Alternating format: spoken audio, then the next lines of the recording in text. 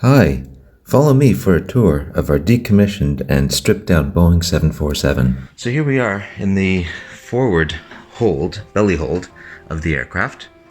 The rack that we're looking at right now is the rack that used to have all the electronics on racking. These are all the connectors that were built into the racking system. This is the hold. This is where the forward cargo would go. When this was a passenger aircraft, this is where all the bags would be loaded, and there's another corresponding compartment behind that bulkhead back there. That's the door that the stuff gets loaded in, and right now we have these blocks, which is just ballast. Gives us 3 tons of weight in the front of the aircraft, and that prevents the aircraft from falling onto its tail because the wings and the engines have been removed. So all the weight that was normally keeping it down in the front is now gone. So we replaced it with these concrete blocks. That bulkhead you see back there, that's the center fuel tank. That's a structure also referred to as a wing box. If you saw from outside, those girders that extended out each side from the aircraft, they're attached to that wing box. That box is a titanium aluminum alloy. Pretty indestructible, and that's what keeps the wings on the aircraft, and that's what holds the fuel in the center of the aircraft as well. So behind that box is another cargo hold like this one, and the access to this space is this set of stairs which go down through a hatch behind the nose wheel. What we're going to do now is we're going to just go up this ladder into the main deck and have a look there. So here we came up the ladder, and now we're in the main deck of the aircraft. So you'll see it goes all the way back to the aft pressure bulkhead. These are the windows. We have some fairings and some bits and pieces that we don't want to get damaged, so we put those inside. And that's the radome, or the nose cone of the aircraft. So you see what we've done is we've removed all the insulation. We've taken off all the pointy edges, all the screws that were holding in the wall panels. Everything is gone. We're leaving in the doors. These doors are going to remain in place for transportation because they give some structural strength.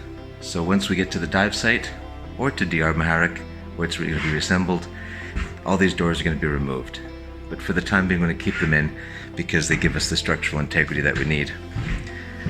So just walking down the fuselage then. So these are the engine cowlings that kind of, these cover up all the engine's bits and pieces. While there's no engines on the aircraft, when we sink it, we are going to put the cowlings back on just to make it look nice.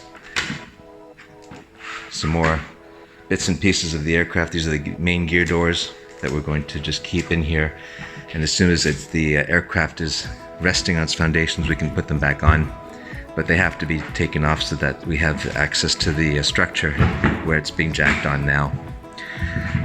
So the length of the aircraft, it's a 68 meter long aircraft. The way it's stripped down right now, it only weighs about 28 tons, so two wings actually weigh more than the whole aircraft after we removed all the stuff inside. But what we want to show is, you notice everything has been removed.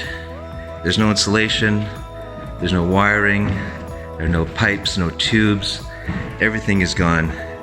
Even the floor has been cleaned to make sure there's no pollutants left that can contaminate, even after having the aircraft submerged for a long time. This is the rear pressure bulkhead. This is at the absolute end of the aircraft, the tail end. And that's the tube.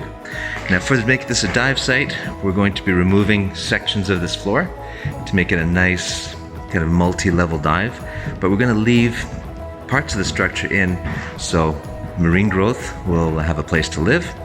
We might make some compartments with a mesh so that small fish can get in, larger fish can't, so that'll develop a bit of a habitat for the smaller fish at the lower end of the food chain. But also it's going to make kind of a multi-level dive experience for the divers. We are going to be making markings on the walls once we have the aircraft in place, so divers will know how deep they've come. So if you're a PADI open water diver and your limit is 18 meters, you'll know when you've reached that limit, and also to give you an idea of how deep you go if you are an advanced diver. And also we think if the visibility is not great, having markings on the aircraft for egress and for doors and for directionality is going to help all divers, giving them points of reference, which, the light gets low, if there's a little bit of murk in the water, it might be helpful. Alright, so now we're just going to take a walk up the stairs. Now, these stairs were put in once it was converted to freighter aircraft. Normally what would be here was a nice staircase, which when this was a passenger aircraft, the first and business class passengers would be able to take that staircase up to this area, where they'd be able to have the nice seats and all that kind of good stuff. But you'll notice this is a 200 version of the 747, so the hump is not very big. On the 300 and 400 model of the 747, the hump extends further to the back, making it a longer upper deck and a slightly longer aircraft. But for this model was the original smaller hump. And you notice the view from up here all the way down to where we just were, and the pressure bulkhead down at the end. This upper deck, the hump is just right above me here. This is where we're going to be putting some cutouts, so that if a diver gets in distress, there's a problem of some kind, it's easy to get out of the aircraft. They don't have to use the door openings on the sides of the fuselage. So those are going to be just above me here, and there'll be a few more on the roof, equidistant between the doors that go out.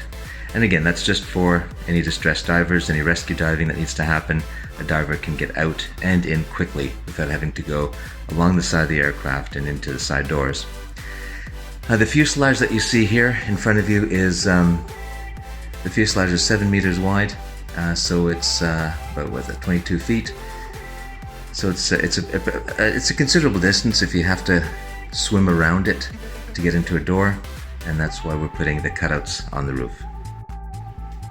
So this is what used to be the flight deck. The flight engineer's panel has all been removed. So it used to be here for the flight engineer to control all the systems of the aircraft. Have all been taken out. What we've left behind the yoke are the steering wheel, the rudder pedals, the throttles, flap actuator, stab trim, all little bits and pieces. These are all made out of Bakelite, so they don't really pose a pollutant threat.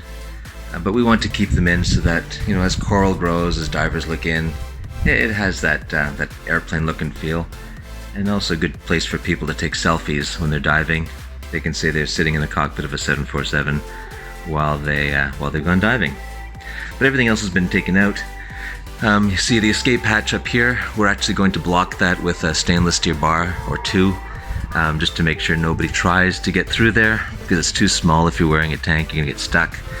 And some of these smaller windows are going to be blocked off as well, just using stainless steel piping, just to make sure nobody tries to get through, gets stuck, and runs into problems.